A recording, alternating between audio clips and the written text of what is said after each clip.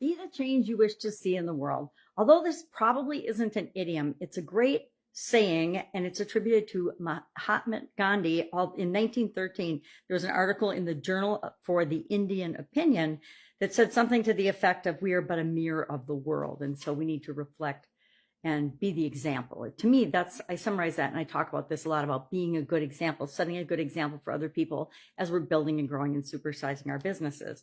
And there's actually a story behind this and why this saying, although the exact phrasing of it, he never did say it, and it's dedicated to him because of his teachings and a lot of other things that he said, but it's often summarized as be the change you want to see in the world. Don't sit back and wait for other people to do things. Take the initiative and do it yourself. Nobody's going to build our businesses for us. We need to step up and step out of our comfort zone and do whatever it takes to build and grow and supersize our business. And that is hopefully a positive change in the world. If you're not making the world a better place, then you got to really question why you're in business. So there's a story behind this, and I thought the story was really interesting. A lot of people went to see Gandhi, right, and wanted to get his perspective or ask him for help or blessings or whatever. And a woman and her son waited in line for hours to see him.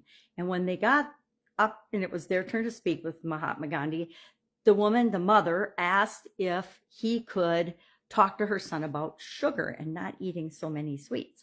And he said, yes, I can do that, but I need you to come back in 2 weeks. And he didn't talk to him then. So 2 weeks went by and they came back and they waited in line for a couple more hours and finally were able to see him. And he talked to the young man about cutting back on sweets and not eating too many sweets, and etc. And she pulled him aside after he was done speaking to her son. And she said, well, why do we need to come back in 2 weeks?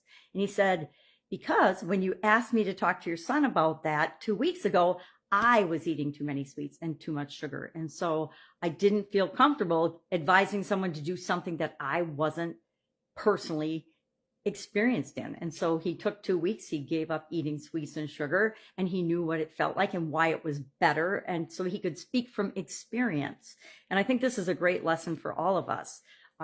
Instead of telling people what to do based on things you've heard from other people, only speak from your own personal experience. And if you don't have personal experience, be open to and just don't say anything. Sometimes it's okay if we just don't say anything.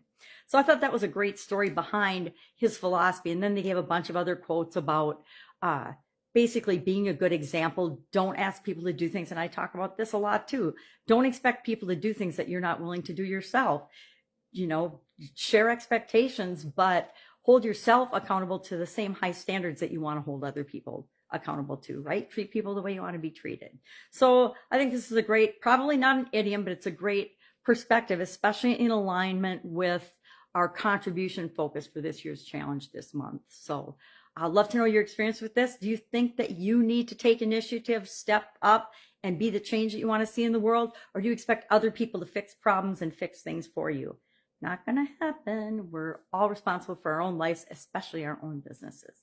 Share your thoughts about this particular phrase or saying, or it's not an idiom, in the comments below. And I'll, of course, be with you tomorrow. Have a great day.